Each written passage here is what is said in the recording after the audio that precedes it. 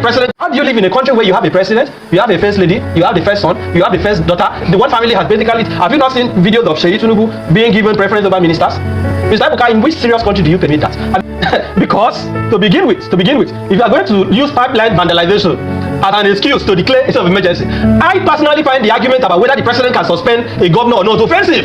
It is an argument that should never even be put forward. But whether there is a basis to declare a state of emergency, if it is pipeline vandalization, why is Governor of Bayelsa still in office? Because just 3 days after, pipeline was blown in Bayelsa. Since this president became president, Nigeria has lost billions, if not trillions, due to vandalization of oil installations and due to the theft of oil in the Niger Delta. Why has the president not declared a state of emergency to remove? And by the way, does the governor control the pipeline? Is the governor the appointer of the Inspector General of Police? Is it the appointer of the Chief of Naval Staff? Is it the governor that awarded pipeline protection contract to Bola and others? So this is an excuse that the president has manufactured in his head. And let us be more serious. Even if you are saying that because there is an insecurity in the state, you want to remove the governor. Mr. Ibuka, I'm talking to you. People are fleeing their homes in their thousands in those states. The president has not declared state of emergency.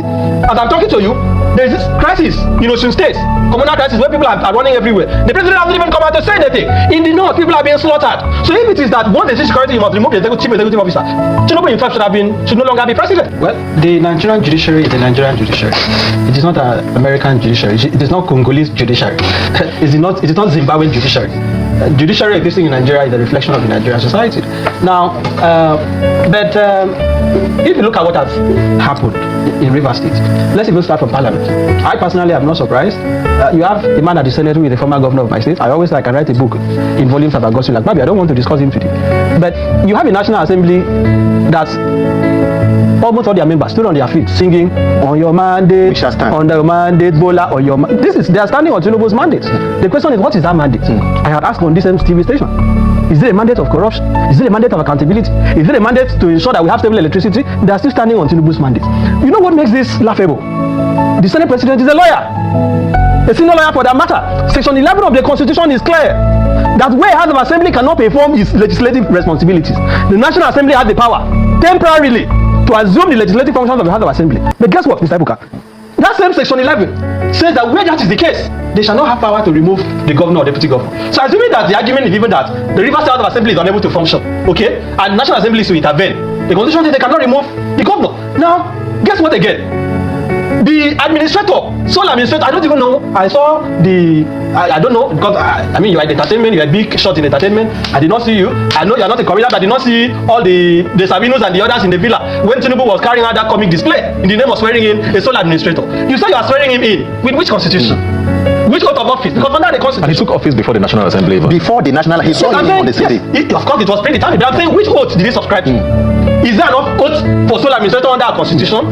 And you are saying they have even now released, from what I read, about 400 billion that was withheld based on the judgment of the Speaker. Because you mentioned the judiciary. Speaker says that because the governor did not recognize the Amawele-led house, did not present the budget to them, therefore there is justification to withhold Rivers State allocation. Now, Tinubu in his broadcast to Nigerians said that Fubara did not implement the decision of the Supreme Court. But in you now, wanting to claim you want to obey the constitution, you have gone ahead to remove the governor, remove the deputy governor, remove the house. You are now releasing the budget that Speaker said should be withheld because there was no House of Assembly to a sole administrator after you have dissolved the same House of Assembly. So you see how they are making a mockery of our country. And section 120 and 121 is clear that one kobo of the resources of a state cannot be appropriated, cannot be used without what is called an appropriation law. This Vice Admiral Libok that has now been appointed as sole administrator, which budget is he going to implement with the money that has been released to him? This is an illegality that has been cooked in the villa, and I will even say it is a coup against the government of Rivers State, because the very idea of saying that you are suspending a House of Assembly of a state, you are suspending a governor of a state, is unheard of. It is totally unacceptable. There is no legal argument that can support this. And in any event, the governor has 4 years. He cannot be denied 1 hour of that 4 years, except for the circumstances that are earlier highlighted. So who is the president to say that he can sit in the villa, make a broadcast, and remove the governor? What stops Tinubu tomorrow from suspending the state governors? All he needs to do is to manufacture a non-existent excuse. And that is why the Nigerian Bar Association, which I am a member, the current leadership led by Famosiko SNN, has rightly deprecated what has happened. And I pray that the courts will intervene. Finally, when this happened in Plateau State, because you mentioned Plateau in 2004, people are saying, oh, Batejo did it. Who is Obasanjo? A military general? Who did they appoint? General Chris Ali, that was appointed in Plateau State. Ebuka, I want you to ask those who are listening, why is it that when a sole administrator is appointed, there's always someone with a military background? Because the very idea of appointing a sole administrator in a democracy is a product of a military, is a product of dictatorship. Now, when that matter went to the Supreme Court, unfortunately, the Supreme Court lost an opportunity to pronounce on it on technical grounds, saying that as at the time Darie brought that action, or it already the bringing of that action, the man who was sole administrator did not give consent to it. That is why Fubara cannot go to the Supreme Court. But why has Fubara not gone to the Federal High Court to challenge it? Because it looks like we're even crying more than they believe. I look at him today, coming out of a church in Port Harcourt. He's still smiling, wearing white. In his broadcast, he was still saying, in his statement, he was still saying, Mr. President, Mr. President, Mr. President, Tinubu has removed him from office. Fubara should become a man and begin to speak like a governor of a state. And it is very embarrassing that the 36 state governors are now becoming poets. They issue, give Nigerians poetry to read, that they cannot intervene in a partisan matter. The Sansa governors are divided. It shows you what we call complete state capture.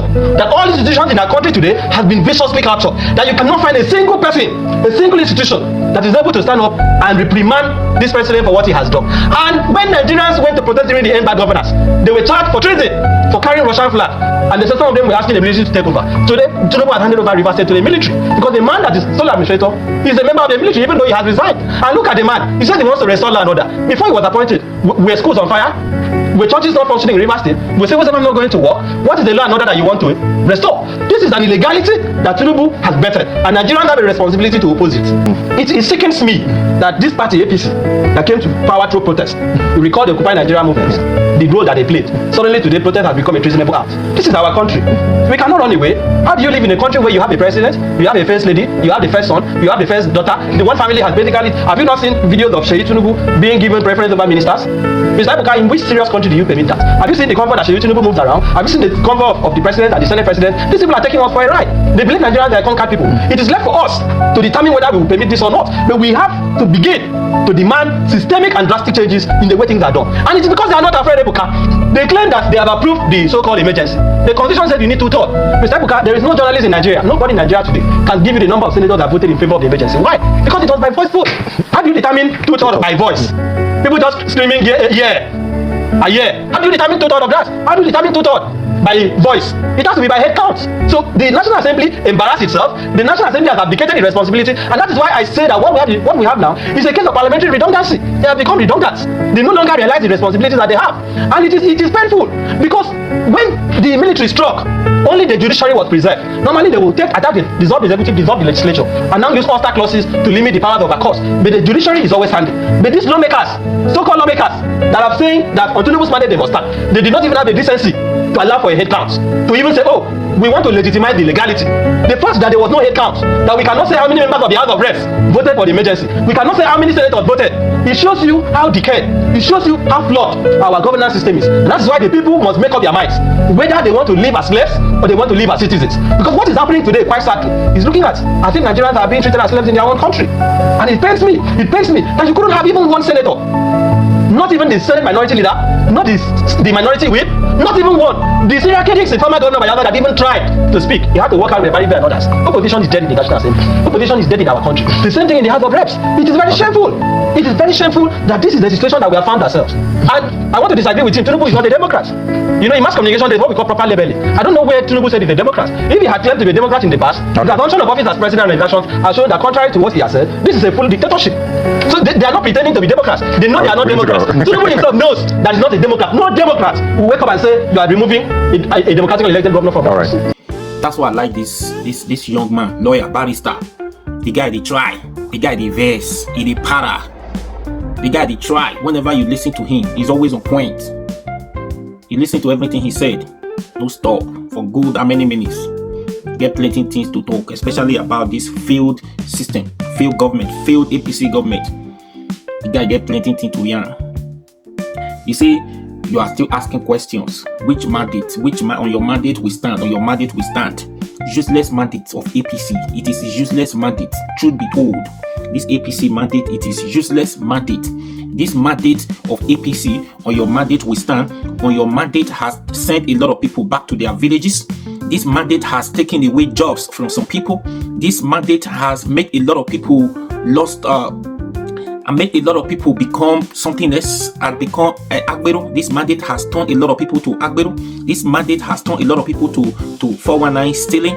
has done a lot of people all manner of things because there is no hope, there is nothing. Angry man, hungry man is an angry man. If you don't have job, what you do? You need to look for a way. That's why you see all this problem is going on in this country because of Tinubu's mandate, useless mandate of APC. Yes, it's mandate. They are still standing on the mandate. This same mandate of APC and make a lot of people lost respect for themselves, lost dignity. There's no more respect. There's no integrity. This APC mandate makes a lot of people lost everything, all image, the integrity they struggle to build. APC useless mandate and makes a lot of people lost it. People talk down on them, look down on them, insult them because of APC useless mandate. Yes, and now people will see come again and stand on this same mandate again. If you stand, anybody will stand on this same mandate for second term. If you are not already, if this mandate has not already sent you to your village, second term we will definitely send you to your village. If this mandate has not taken away jobs from you, the little one you are managing now, if you stand on it for the second time, you will lose that your job. It's not a cause, it's something that we see that is going to happen now, isn't it? Very annoying something. Where would all this problem happen in this country? Where did you see? Which country? Other Africa countries, it's not happening. They are even laughing at us. That is even my worry. Africa countries here, they are laughing at us in Nigeria. You see all of them, they are making jest of online social media. See, Nigeria used to be this, Nigeria used to be the, but now everything has collapsed. Took it off 2 years just because Emilokon. Now we are now fully under a dictatorship, under Emilokon dictatorship. Very anyhow president just come with that in strong face. They think if every president we ever had in this country behave the same way this one is behaving, would not have if you say we not even have opportunity to come in, there wouldn't have been in Nigeria now before your time. No, as stubborn as Buhari that time, he was still fair. But this one just come say Emilokon now. See problem. Anyways, nothing much to say. This man has said it all. So all this one now 2027. So you must know what to do. I know say vote not the count. Yes, vote not the count. People when you want contest in 2027, they themselves know they are working very hard to make sure they resist what happened in 2023 will not happen in 2027. They themselves don't understand themselves. So that is just the only thing. Because if we give this man opportunity to continue in 2027, many other governors will be suspended because that time the insecurity when you talk now is going to be increasing in other states. Go and market is going to increase some other states because this problem hardship, everything continues like this. A lot of people are going to, a lot of states are going to be suspended, their governors. So this is a mandate and make a lot of people stay at home without school instead of them to be in school. A lot of people, this is useless mandate and make a lot of people become job out of school because there is no money, there is no hope. What can you do? This mandate and make a lot of people start doing ordinarily what they never wanted to have done. Now they are doing it just because Tinubu's mandate. Be wise. Anyways, please share this video.